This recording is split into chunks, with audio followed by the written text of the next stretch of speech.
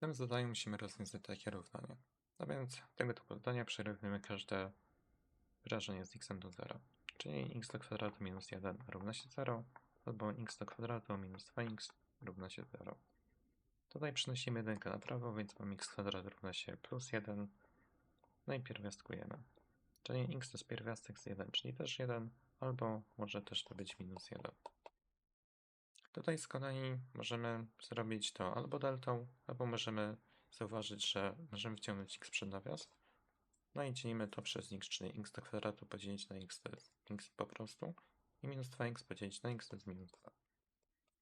No i w takiej sytuacji robimy to samo co tutaj, czyli po prostu przyrównujemy każde wyrażenie z x do 0. Czyli albo ten x równa się 0, albo to się równa 0. Czyli albo to równa się 0. To już jest rozwiązane, a tutaj przenosimy dwójkę na prawo, my mamy plus 2 i to jest koniec.